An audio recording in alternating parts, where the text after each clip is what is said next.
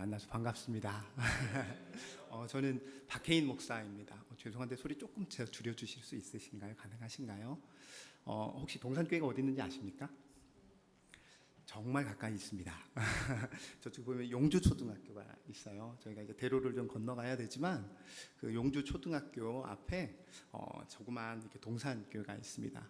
저희들 지금 함께 한 50명 정도 되시는 우리 성도님들과 즐겁게 재밌게 같이 예배 드리고 있고요. 마침 저희 이제 임 목사님 같은 경우는 저희 형님하고 같은 연배세요. 그래서 제가 이곳에 왔는데 저 이제 부산에서 왔거든요.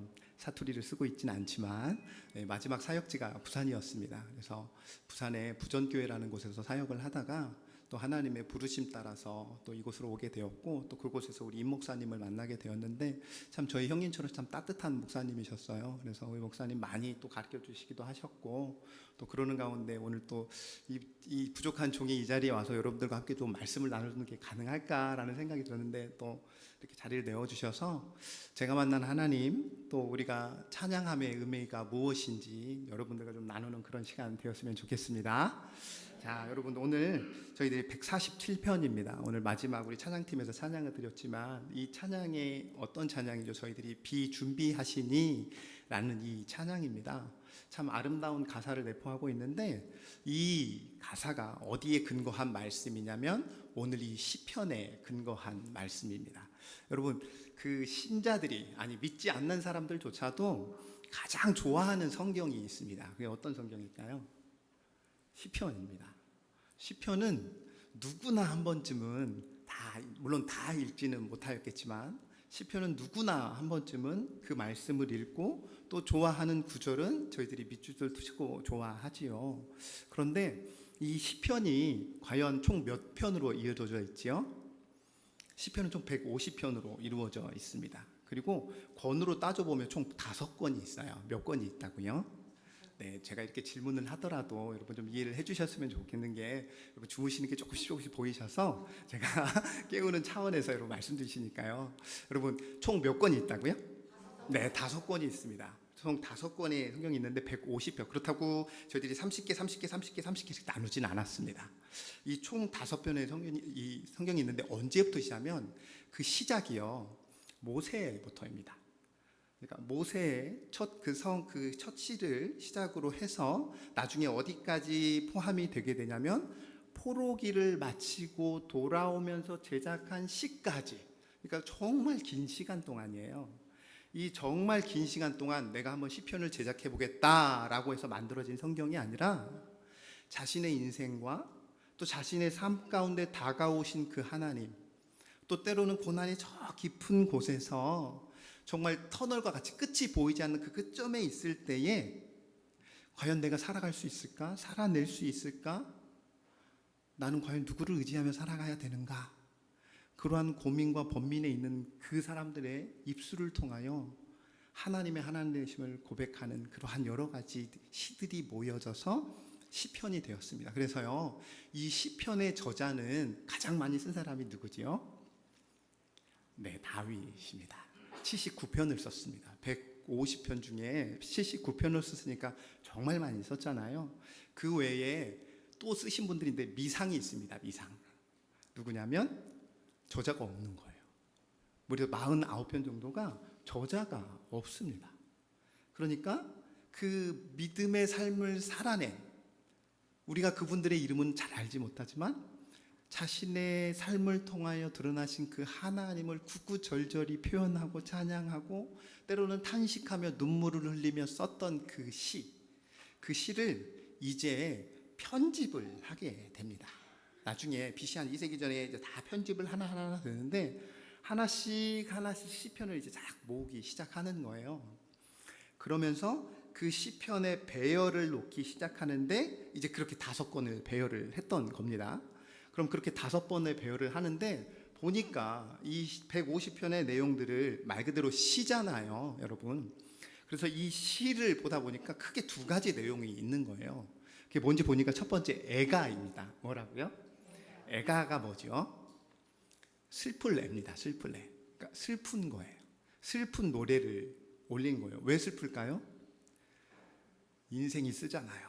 그렇죠. 감히 제가 여기 믿음의 선배님들 앞에서 인생이 쓰다는 표현을 하기가 좀 그렇지만 인생은 쓰잖아요. 아프잖아요. 그 인생 가운데 우리가 헤어날 수 없는 터널 가운데 깊이 있을 때도 있고 또 고통과 번민과 삶의 여러 가지 문제들이 있다 보니까 자신들의 아픔을, 자신들의 슬픔을, 자신들의 고난을 이 시로 표현을 해서 하나님 앞에 기도로서 드러낸 겁니다. 그래서 애가가 있습니다. 또 하나가 있습니다. 그게 뭐냐면 찬양시입니다. 무엇이라고요? 네, 찬양시입니다. 찬양시는 감사와 찬양, 하나님의 이름을 찬양한다 라는 의미로서 이렇게 찬양시, 애가와 찬양시가 크게 있는데요. 정말 기가 막힌 게요, 여러분 1권부터 3권까지는 어떤 내용이 많이 주로 담겨져 있을까요?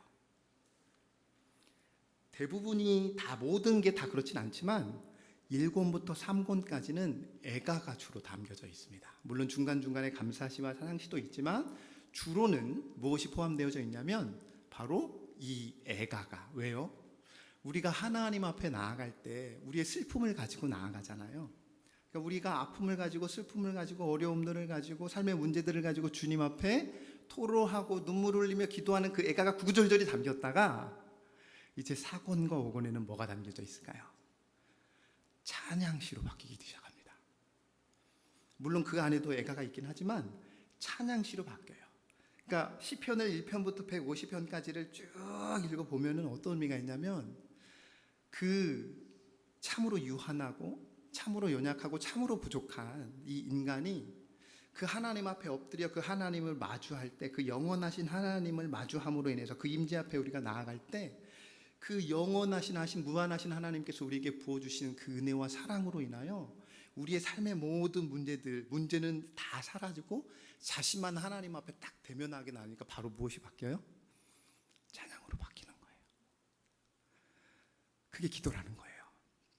사랑하는 우리 모든 성도 여러분, 여러분의 인생이 때로는 애가가 있을 때 주님 앞에 엎드리시기를 소망합니다. 그렇게 엎드리셨을 때 그 여러분의 그 애가를 하나님이 찬양으로 바꾸어 주실 줄로 믿습니다. 그러한 시편의 은혜를 마음껏 누리시는 저와 여러분 되시길 주님의 이름으로 축원합니다. 자, 오늘 또 찬양위원회로 저를 이렇게 불러주셨으니까 찬양에 대해서 저희들이 잠깐 그래도 좀 이렇게 한번 나눴으면 좋겠습니다. 여러분, 특별히 우리가 지금 구약을 보고 있으니까요, 구약의 이 히브리어로 찬양을 보통 한 4가지로 단어를 씁니다. 우리는 그냥 찬양이면 찬양인데 히브리어에는 이 찬양이라는 단어가 4단어로 이렇게 표현이 돼요. 그래서 첫 번째 단어가 무엇이냐면 오늘 이 본문에도 나와 있는 단어입니다. 할랄이라는 단어가 있습니다. 어떤 단어가 있다고요? 그래서 여기서 파생된 단어가 저희들이 아까도 인사했듯이 할렐루야, 뜻이 뭘까요? 야훼, 하나님을 할렐루, 모든 사람들이 할랄, 찬양하다 라는 뜻이 있습니다. 그래서 할렐루야는 모든 사람들이 하나님을 찬양하다 라는 뜻이 있습니다. 여러분, 아까 제가 1권부터 5권까지 있다고 말씀드렸잖아요. 지금 성경책을 피셨으니까 한번 146편부터 한번 보시겠어요? 146편부터 150편을 보시면 특징이 하나 있습니다. 그것이 무엇일까요? 네, 맞습니다. 우리 장로님 말씀 주셨는데 무엇으로 시작하죠? 할렐루야로 시작해서 할렐루야로 마무리가 져요. 그래서 할랄시라고 보통 이야기를 합니다. 아까 말씀드렸던 것처럼 인생의 애가가 주님 앞에 엎드려 주님을 마주했을 때 그게 찬양으로 바뀌듯이 마지막 시편 150편 중에 나머지 5편을 할렐루야로 시작해서 할렐루야로 마무리하게 하는 겁니다. 여러분, 그럼 제가 또 한 가지 질문 한번 해보겠습니다. 자꾸 질문해서 죄송합니다. 여러분, 이 시편의 첫 번째 독자가 누구일까요? 이 시편을 편집을 했죠. 그리고 이 시편을 쭉 모았겠죠. 그럼 이 시편을 누군가가 그냥 대충 만들지는 않지 않았겠습니까? 이 성경책, 이 시편을 딱 한 다음에 누구에게 들려주고 누구에게 보여주기 위해서 우리가 그 시편을 한 거잖아요. 마치 여러분, 빌립보서는 누구에게 던져진 첫 번째 성경이죠? 바울이 빌립보 교인들에게 그러니까 빌립보 교인들에게 읽히라고 준 성경이 빌립보 교인들이고, 이제 2차 독자로서 이 시대를 살아가는 우리에게 주어진 하나님의 메시지인 거잖아요. 그러니까 동일하게 시편도 첫 번째 독자가 있을 거란 말이죠. 그렇죠? 그럼 그 첫 번째 독자가 누구일까요? 가장 많이 읽혀졌던 이들이 누구냐면, 출애굽기에 있는 이들도 많지만 포로기의 70년의 포로기를 마치고 돌아온 이스라엘 백성들에게 읽혀진 시입니다. 여러분, 포로기에 돌아온 이스라엘 백성의 마음이 어떤 마음일까요? 혹시 상상해 보신 적 있으세요? 왜 포로기를 가게 됐죠? 왜 바벨론 나라에 다 잡혀가게 됐죠? 여러분, 이스라엘 백성들이요, 그 바벨론이 쳐들어와서 그들을 다, 모든 것들을 다 싸그리 다 없애버린 다음에 괜찮은 사람들이나 좀 이렇게 지식적인 사람들이나 이런 사람들을 다 이렇게 다 포로로 데려갔습니다. 그리고 그곳에서 무려 70년을 보내게 되는 겁니다. 그런데 그들의 마음 가운데 정말 큰 물음표가 하나 있었습니다. 그 물음표가 뭐였냐면, 그 고대 근동에서는요, 그러니까 그때 지방에 사는 사람들에게 있어서는 전쟁은 누구의 전쟁이라고 생각을 했냐면, 나라 대 나라 전쟁이 아니었습니다. 신 대 신들의 전쟁이었다고 생각했습니다. 그러니까 내가 믿는 신 여호와 하나님과 바벨론의 신 바룩이 전쟁을 했는데 누가 이겼다는 거예요? 바룩이 이겼다는 거예요. 지금까지 누가 만왕의 왕인 줄 알고 살았는데 여호와 하나님만이 유일하신 왕이라고 살았던 이들인데, 이 전쟁 가운데 자신들이 패배를 하고 이 몹쓸 포로의 시간까지 있다 보니까 안에 진짜 큰 물음표가 하나 생긴 거예요. 하나님은 없는 건가? 우리 하나님이 저 바룩보다 약한가? 우리 하나님은 지금 도대체 어디서 무엇을 하고 계시는가? 우리는 언제까지 여기 있어야 되는가? 왜 우리는 이렇게 살아야 되는가? 이게 그들 안에 큰 자리가 잡혀 있었던 거예요. 그런 이들의 삶에 하나님께서 그들을 가만 내버려 두시지 않았습니다. 그 70년의 그 포로 생활 가운데 하나님께서 무엇을 그들 마음 가운데 보게 주셨냐면, 여러분, 그 바리새인과 예수님의 시대의 바리새인과 또 다른 우리들이 정말 성경에 많이 나오는 단어, 그 한 직분이 있죠. 바리새인과 서기관님. 여러분, 서기관이 언제 처음 생겼냐면 이 포로 시대에 생겼습니다. 이 서기관이 뭐 하는 사람입니까? 말씀을 읽어주는 사람인 거예요. 그러니까 그 절망 가운데 차 있는 이스라엘 백성들에게 이 서기관들을 통해서, 그때 회당도 처음 생겼어요. 그 회당에 3, 4모 모여 있는 그 이스라엘 백성들 앞에 하나님의 말씀을 계속 읽혀줬어요. 그 모세오경의 말씀을 읽혀주고, 그 믿음의 선진들의 삶, 하나님이 그 이스라엘 백성들에게 여호수아서를 통해서 주시는 그 하나님의 메시지, 순종해라, 좌로나 우로나 치우치 마라, 너는 나 외에 다른 신을 내게 두지 말라, 이런 말씀들을 계속해서 주셨는데 그것들을 어떻게 하죠? 다 잊어버린 거죠. 가나안의 삶을 살다 보니까 너무 좋은 거예요. 여러분, 가나안 전쟁은 어떤 전쟁이냐면 그냥 힘과 힘의 전쟁이 아니었습니다. 역사적으로 보았을 때 가나안 전쟁만 되게 특이한 전쟁이었어요. 왜냐하면 보통은 문명이 고문화를 가진 문화, 저문화를 가지고 있으면 누가 누구를 침략하는 게 일반적입니까? 당연히 고등의 문화를 가진 그 민족이 저등의 문화를 가진 그 민족을 침략하는 게 일반적이잖아요. 그런데 유일하게 저등의 문화를 가진 그 나라가 고등의 문화를 가진 그 나라를 이긴 시대가 하나 있었습니다. 그게 바로 무엇이냐면 여호수아, 이 이스라엘 백성이 가나안 민족을 이긴 사건입니다. 근데 그렇게 이길 수 있는 유일한 힘과 근거가 어디에 있었죠? 하나님에게 있었어요. 하나님에게 있었는데 그 하나님을 그들이 온전히 바라보지 못하고 신뢰하지 못하고 좌로나 우로나 치우쳐서, 왜냐? 너무나도 보기 좋았거든요.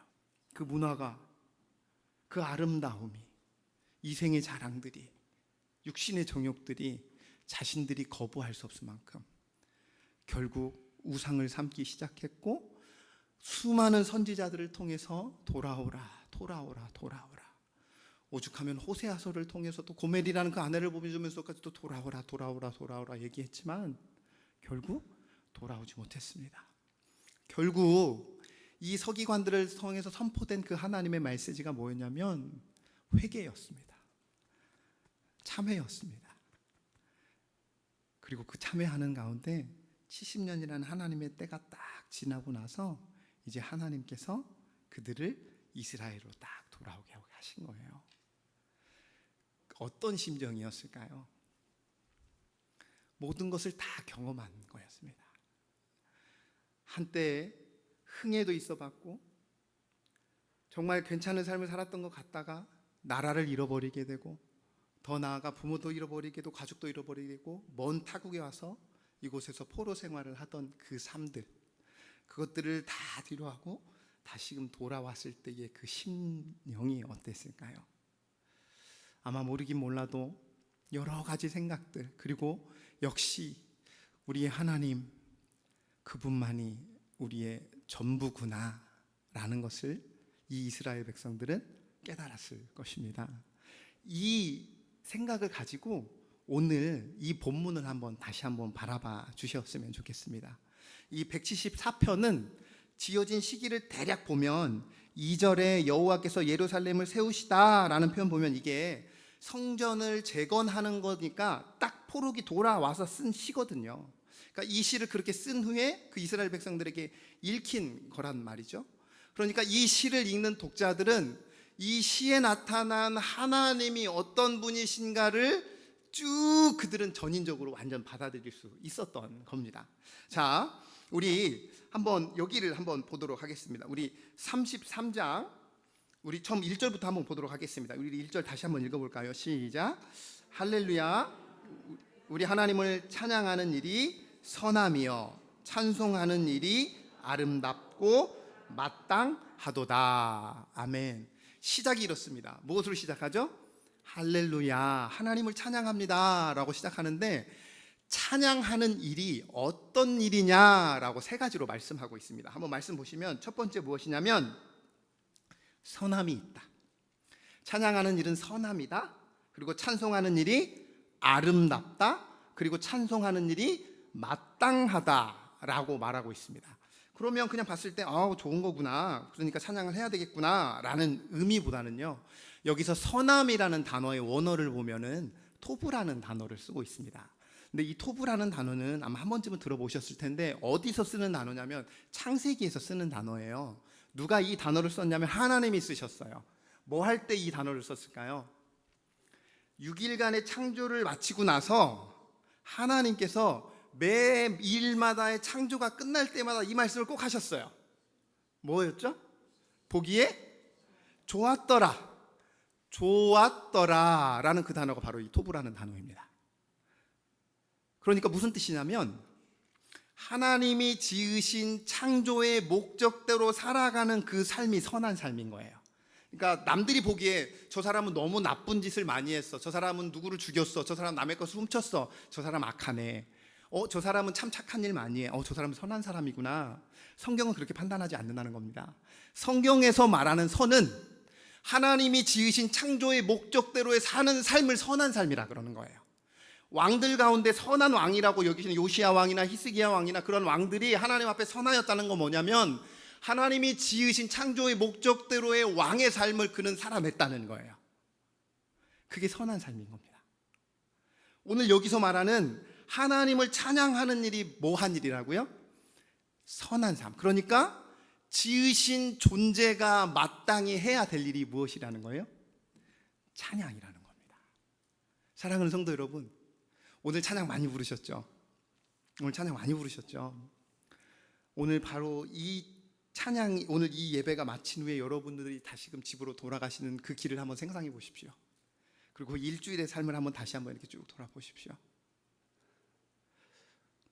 오늘 이 찬양의 선함의 일이 여러분의 삶 가운데 얼마나 있었는지요.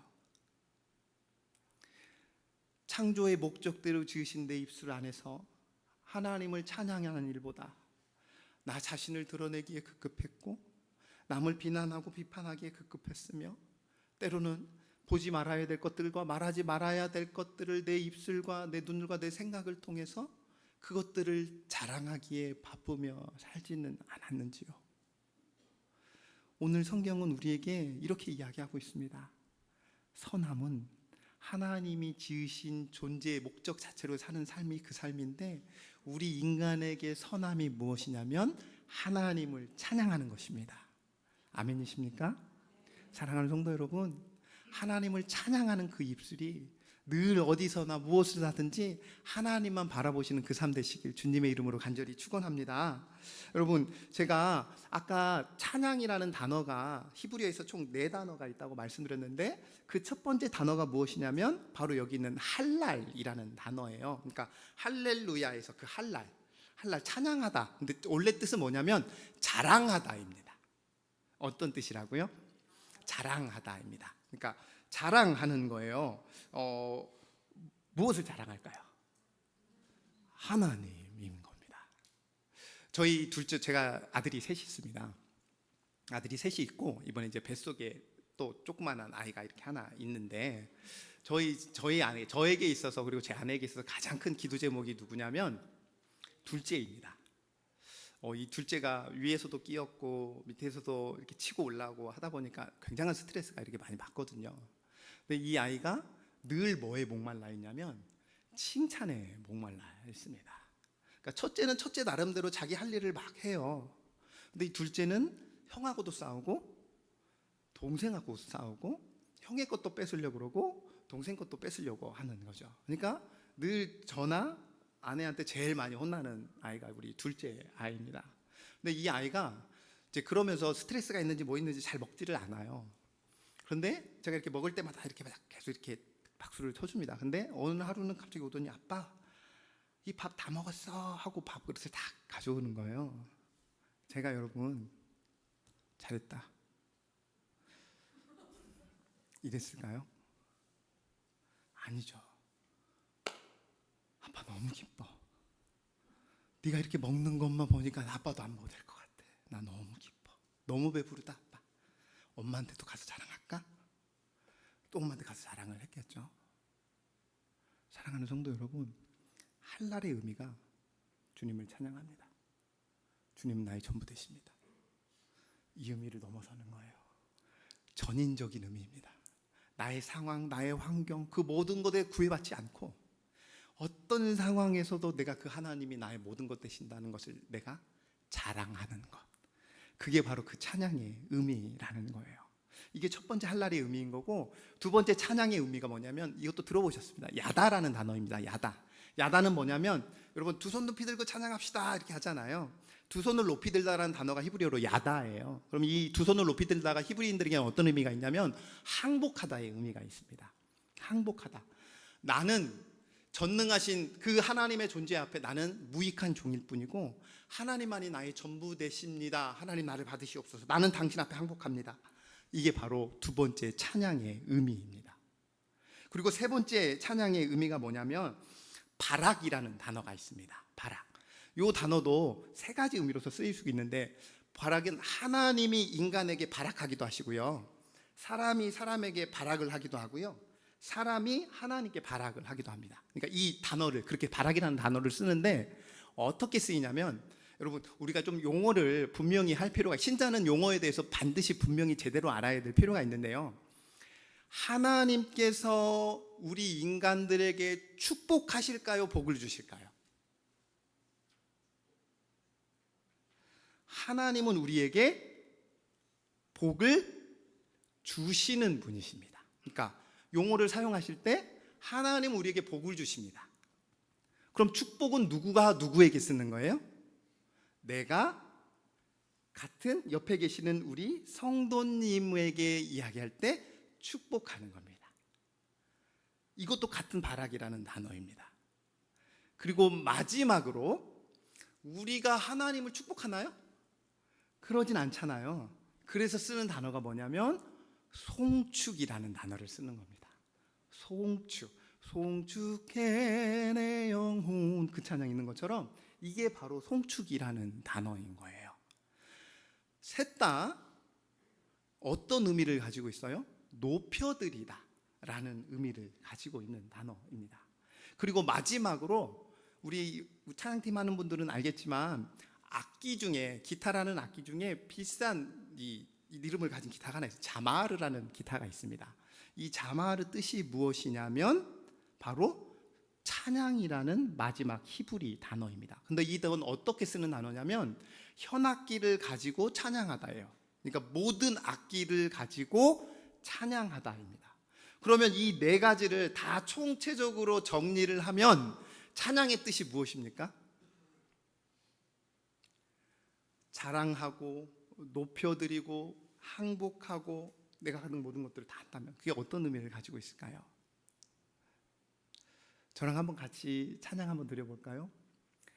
찬양하라 내 영혼아, 찬양하라 내 영혼아, 내 속에 있는 것들아 다 찬양하라. 아멘. 무엇으로 찬양하라고요? 내 속에 있는 모든 것들. 아멘이십니까? 그런데 너무 죄송한데요, 내 분냄으로, 내 안의 분냄으로, 내 안의 악함으로, 내 안의 음란함으로, 내 안의 미움으로, 내 안의 증오로 그것들을 가지고, 그 모든 것들을 가지고 하나님을 찬양할 수 있겠냐는 거예요. 아니죠. 아니죠.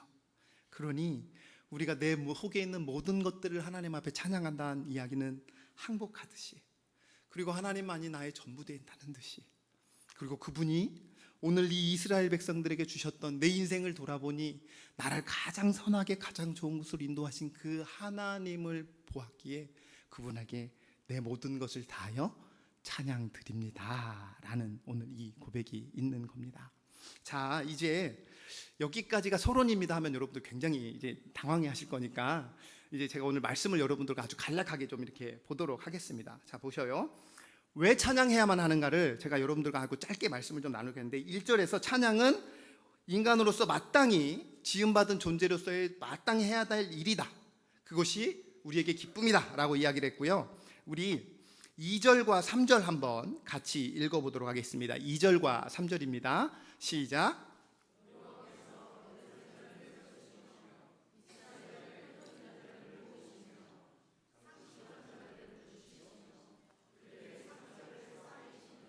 아멘. 왜 하나님을 찬양해야 되는가? 하나님은 세우시고 모으시고 고치시고 싸매시는 분이시기 때문입니다. 누구의 인생 가운데요? 우리의 인생 가운데, 그리고 우리 새날교회 가운데 하나님의 때를 따라 돕는 이들을 붙여주시고 하나님의 영광을 위하여 하나님의 일들을, 그 일을 감당하는 가운데 때로는 찢기고 상한 마음이 있을 때마다 하나님은 그때마다 흩어져 있는 모든 이들을 또 세우시고 모으시고 싸매시는 분이라는 겁니다. 여러분, 이때 당시 제가 아까 말씀드린 이때가 언제라 그랬죠? 포로기에서 돌아왔던 때였잖아요. 이스라엘 백성들이 포로기에 돌아오자마자 제일 먼저 해야 되는 일이 하나 있었습니다. 그게 뭔지 아십니까? 뭐가 완파되었죠? 맞아요.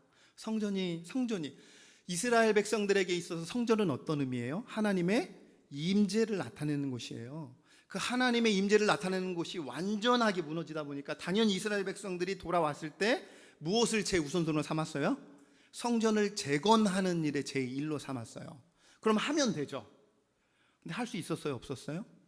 잘 못했어요. 왜요? 방해가 너무 심했거든요. 사마리아인들의 반란, 산발랏의 반란, 계속해서 이들을 너무나도 방해가 이르는 거예요. 그래서 그들이 어떻게 했는지 아십니까? 한 손에는 무엇을 들었을까요? 한 손에는 농기구를 들었습니다. 그리고 한 손에는 무기를 잡았습니다. 이게 무엇을 의미하는지 아십니까? 왜 한 손에는 농기구를 들었을까요? 먹고 살아야 되잖아요. 왔는데 황폐한 땅밖에 없잖아요. 땅을 개간해야 되잖아요. 먹고 사는 문제가 있어 가만히 있을 수는 없잖아요. 그러니까 농사를 짓기 시작하는 겁니다. 그리고 또 한 손에는 무엇을 들었다고요? 총칼을 들었어요. 왜요? 총이 아니죠. 칼을 들었어요. 그러니까 무기를 들었어요. 왜 그랬을까요? 자꾸만 성전 짓는 것을 무엇하니까? 방해하니까 낮에는 일을 하고 밤에는 파수꾼처럼 성전을 지키기 시작했습니다. 그들은 옷을 벗지도 않았습니다. 물을 기르러 갈 때도 무기를 들고 기르러 갔습니다. 그리고 그 조각난 예루살렘 성벽을 며칠 만에 완공했을까요? 52일 만에 완공했습니다. 하나님이 그렇게 붙여주셨고, 하나님이 그렇게 싸매셨고, 하나님이 그렇게 세우셨습니다. 우리 새날교회 가운데, 그리고 여러분의 인생 가운데 하나님이 싸매시고 함께 하시고 세우실 줄로 믿습니다. 그러니 우리의 마땅한 반응이 무엇이라는 거예요? 찬양이라고 오늘 성경은 말씀하고 있습니다. 자, 두 번째입니다. 자, 4절 5절 말씀 한번 같이 읽도록 하겠습니다. 자, 4절 제가 읽겠습니다. 그가 별들의 수요를 세시고 그것들을 다 이름대로 부르시는도다.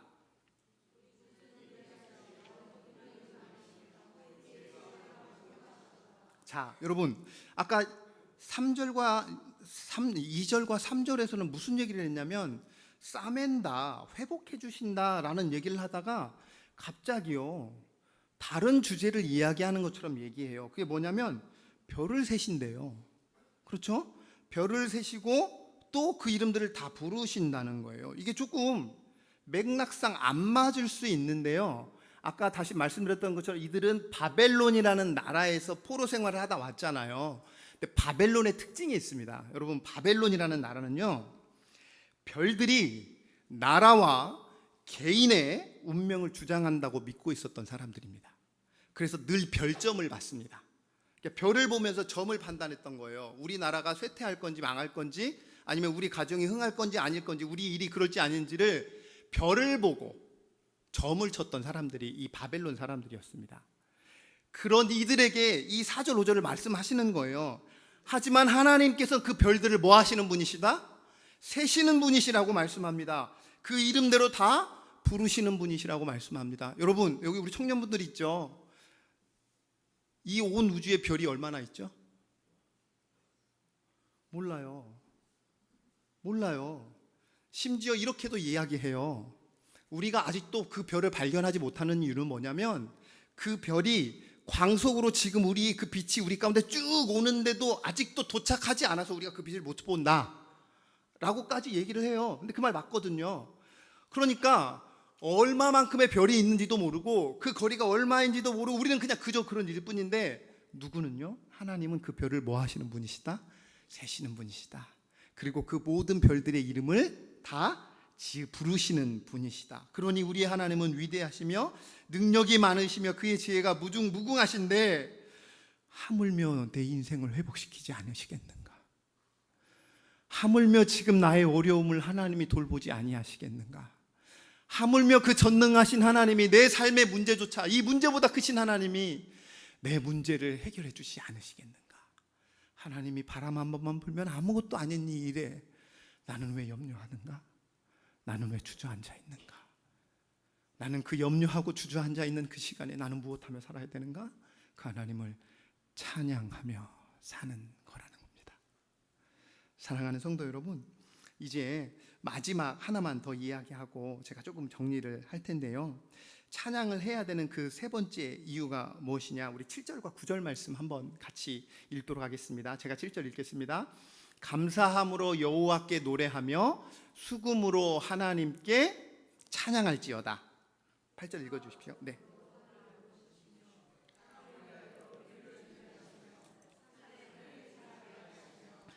네, 9절을 함께 읽겠습니다. 들짐승과 우는 까마귀 새끼에게 먹을 것을 주시는도다. 아멘.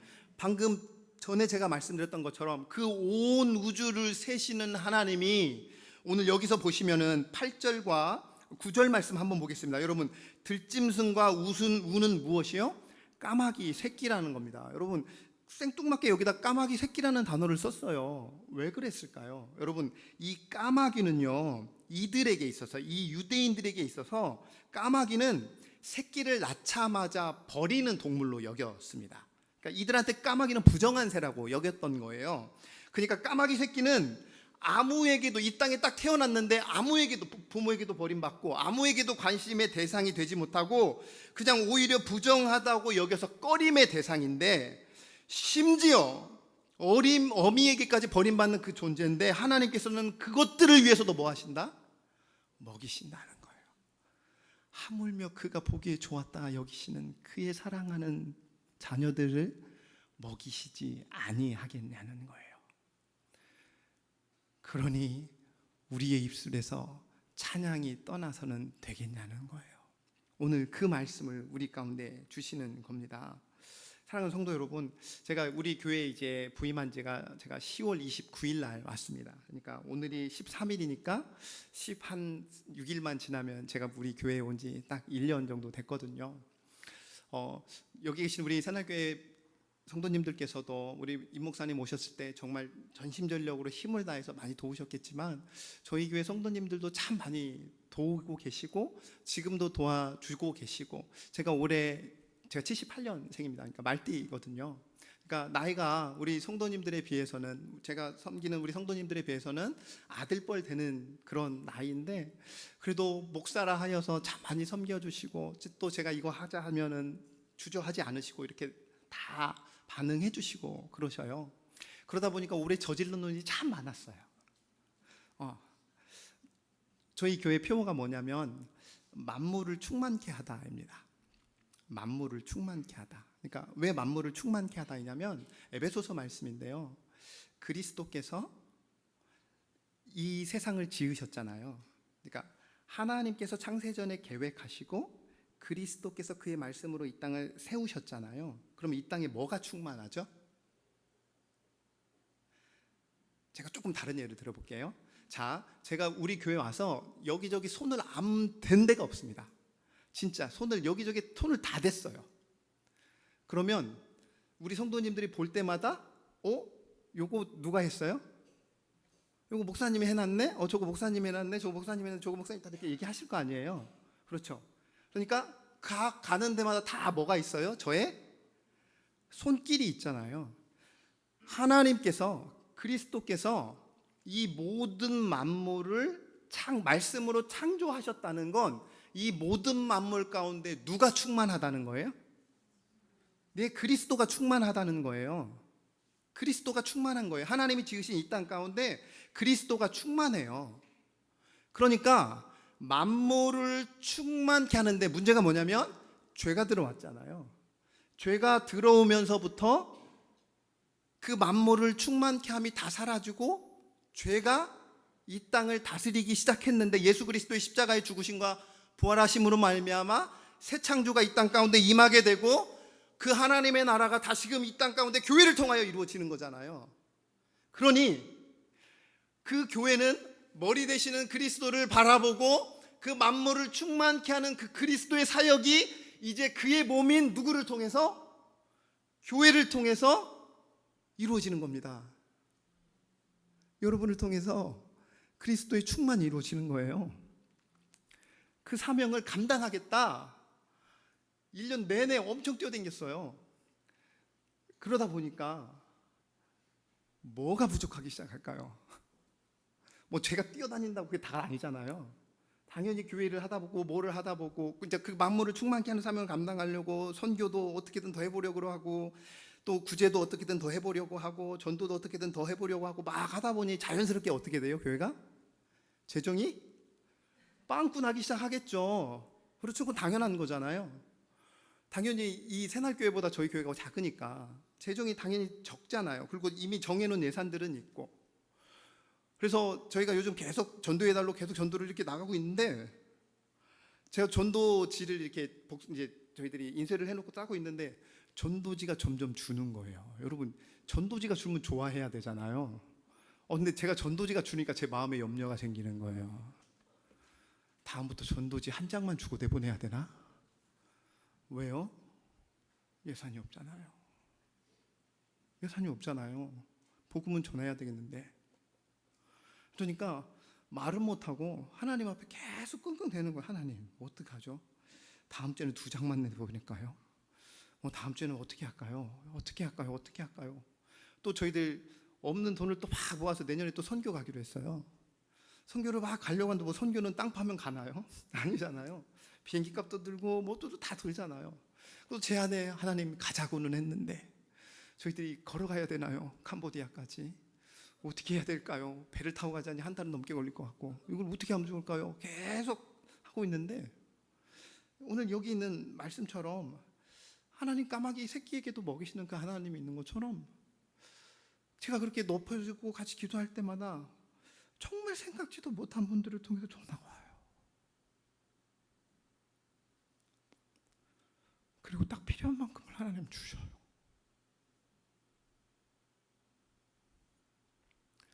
하나님은 제게 원하는 건 제가 하는 이 염려와 제가 하는 이 근심과 걱정이 아니라 그냥 그 하나님을 찬양하기를 바라시는 거예요. 내가 지금까지 너를 이렇게 이끌어 왔는데 앞으로도 내가 너를 그렇게 안 이끌 거냐는 거예요. 그런데 뭘 두려워하고 있냐는 거예요. 사랑하는 성도 여러분, 우리 새날의 성도 여러분, 무엇이 두려우십니까? 무엇이 걱정되십니까? 지금 여러분의 인생을 사로잡고 있는 생각을 사로잡고 있는 그것이 무엇입니까? 오늘 우리에게 주시는 메시지는 찬양입니다.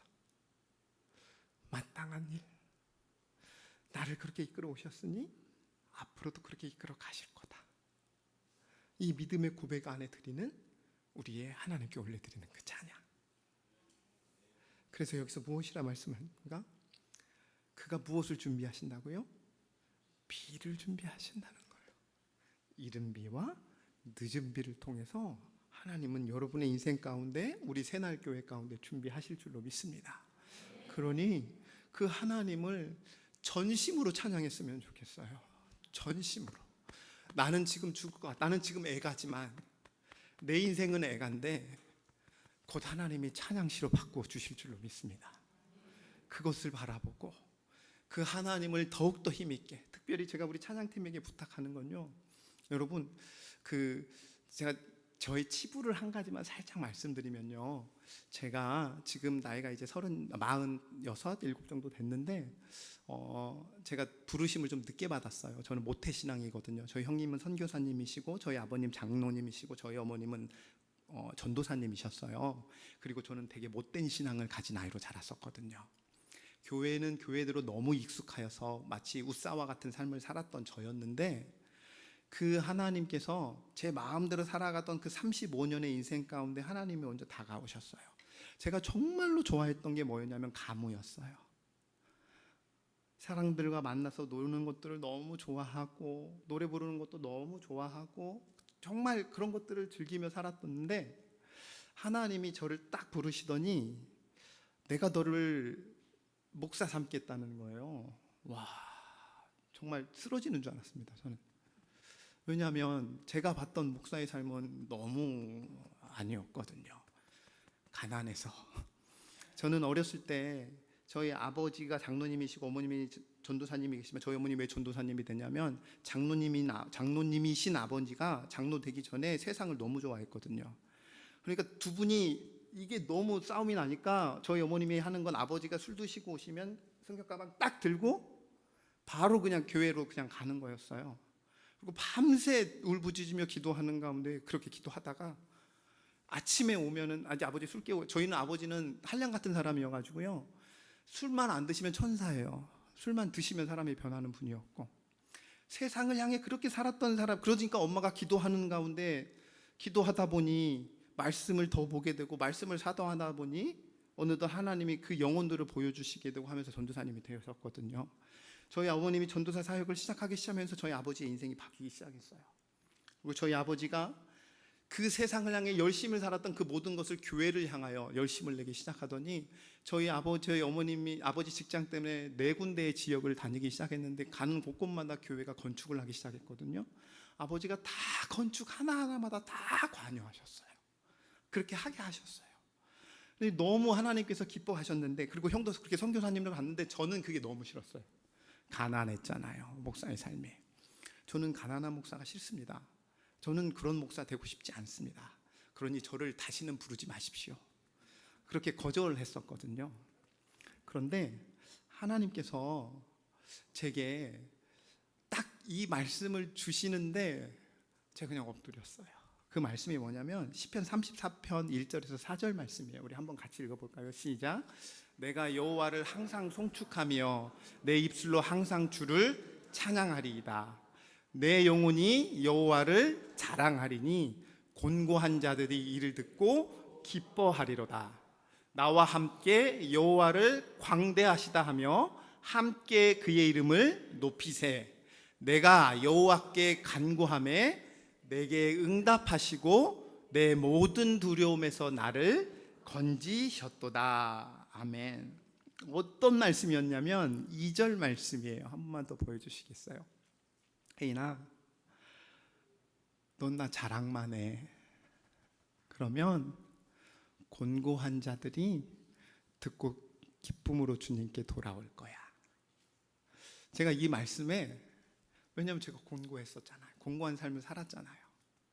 이 말씀이 제게 막 저를, 제가 그 모든 아까 근심 걱정들을 다 압도하듯이 딱 잡더라고요. 그리고 그냥 그날 제 입술을 통해서 고백했어요. 네, 하나님 알겠습니다 라고 그 해에 이제 신대원을 가게 됐습니다. 근데 하나님이 어떻게 일하시기 시작하면, 제가 아까 뭘 좋아했다 그랬죠? 가물을 좋아했다 그랬잖아요.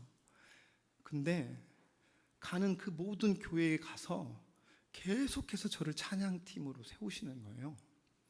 찬양팀 인도자로, 찬양팀을 섬기는 목사로, 찬양팀을 하는 목사로 저를 계속 쓰는 거예요. 저희 교회 왔는데 저희 교회는 여기처럼 우리 사랑하는 우리 청년들이 하는 것처럼 아직 그렇게 준비가 되지 못했어요. 드럼은 있지만 드러머도 없고 뭐 이렇게 악기 딱 2대 놓고 저희들 이렇게 찬양을 하거든요. 하나님이 제게 보여주시는 거예요. 그래서 지금 뭘 하기 시작하냐면, 저희들 초등학생들이 있거든요. 나는 너희들이 나의 투자다. 내가 너희들을 통해서 하나님의 나라 힘있게 세워갈 거야.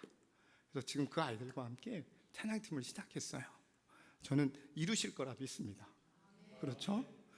우리 새날교회 가운데서도 함께 꿈을 꾸며 같은 꿈을 꾸셨으면 좋겠어요.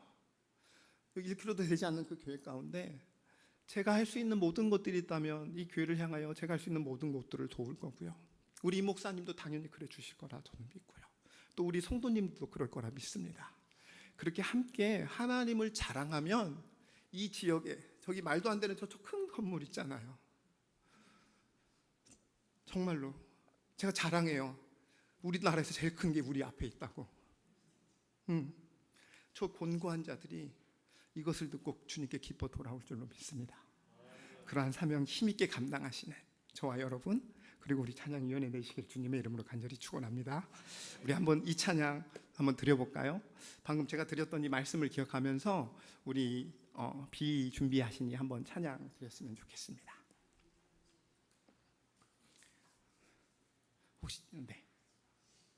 혹시 반주 가능하시면 반주 해주실 수 있으실까요? 네. 한 대도 좋고, 저는 한 대로 보통 찬양을 하니까 저는 한 대만 있어도 좋습니다. 네. 괜찮습니다. 건반만 있으셔도 됩니다. 네.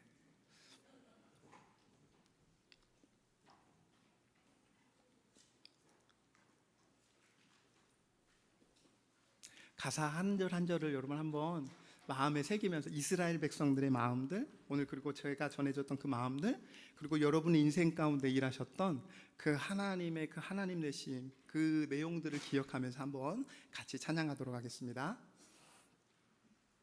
안 나오죠? 그러면 네, 우리 네.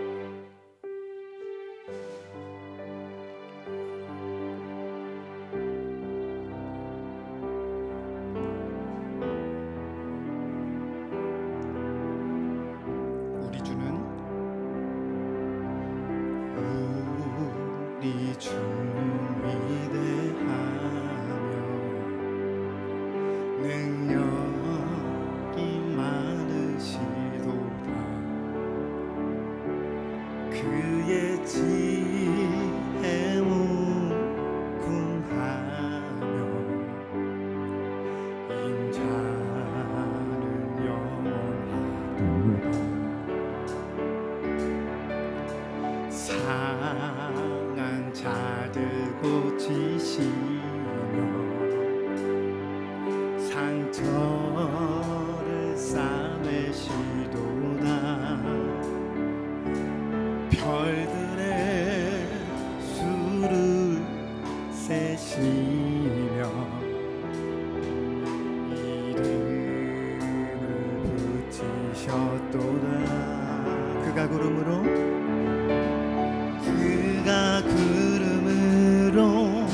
하늘을 덮으시며 땅을 위하여 비 준비하시니.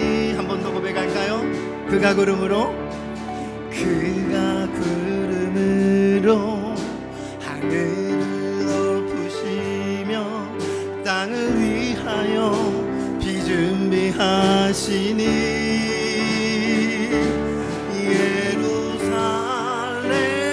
예루살렘아 여호와를 찬송할지어다. 내 하나님을 감사함으로 그 앞에 나가며 주 임재 앞에 경배해. 그가 구름으로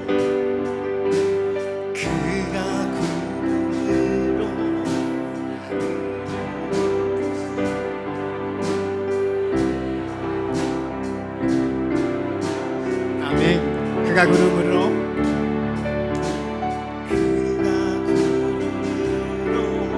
하늘을 덮으시며 땅을 위하여 비 준비하시니.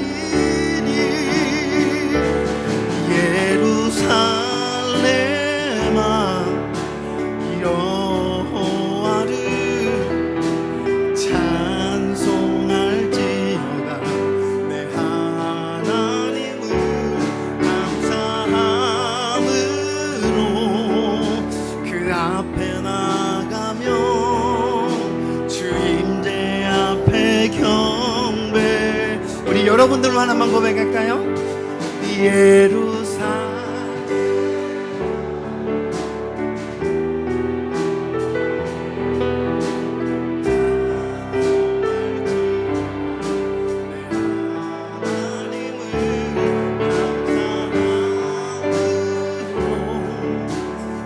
앞에 나가며 주 임재 앞에 경배해. 아멘. 아멘. 우리 한번 기도하였으면 좋겠습니다. 하나님, 우리 내 인생에 이른 비가 필요하며 늦은 비가 필요함을 이 시간 고백합니다. 내 삶을 때로는 두려움이, 염려가 엄습해 올 때 무엇을 할지 몰라 고민하고 있는 이 삶에 오늘 이 174편을 통하여 찬양하라, 자랑하라. 내가 다 함께 할 것이다. 내가 이룰 것이다. 오늘 이 하나님의 음성을 듣기를 소망하며 오늘 이 시간 좀 함께 결단하는 시간 되었으면 좋겠습니다. 주님의 늘 삶의 주님 앞에 최고의 찬양을 드리길 소망하고, 또 우리 가정이, 우리 찬양위원회가, 우리 새날교회가 주님 앞에 하나님의 하나님 되심을 높이는 귀하고 아름다운 교회 가정 되게 하여 주시옵소서. 우리 그렇게 함께 주님의 이름 한번 부르며 기도하며 나아갑니다. 주여, 하나님 아버지 감사합니다. 하나님 아버지, 오늘 또 함께 같이 우리 사랑하는 아버지 성도님들과 오늘 이 귀한 날 또 허락하여 주셔서 우리 찬양위원회 헌신을 배우로서 하나님 앞에 드리게 하심에 감사합니다. 주님, 내 인생 가운데, 주님 내 인생 가운데 오늘 또 이 포로기와 같은 시기가 있고 이 참으로 어려운 아버지 이 시기 가운데서도 하나님 우리 가운데 역사하시고 우리 가운데 행하셨던 그 주님을 아버지 오늘 또 바라보니 그 주님 앞에 엎드려 그 주님만을 찬양하며 그 이름만을 자랑할 때 곤고한 자들이 주님께 기뻐 돌아오는 그 능력의 아버지 삶이 되게 하여 주시옵소서. 그러한 은혜가 되게 하여 주시옵소서. 주여 아버지 그런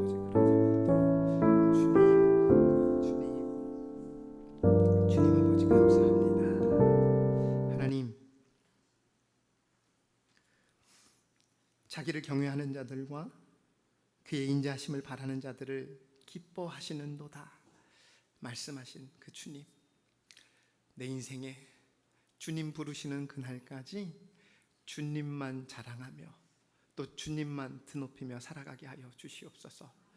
때로는 엎드리고, 때로는 내 두 손을 높이 들고, 또는 내가 가진 모든 것들로서 하나님을 찬양하여서 하나님의 영광만이, 그렇게 하나님을 자랑하며 나아갈 때에 곤고한 자들이, 이 주변에 있는 수많은 곤고한 자들이 기뻐 죽게 돌아오는 축복의 통로의 삶, 그러한 삶 되게 하여 주시옵소서.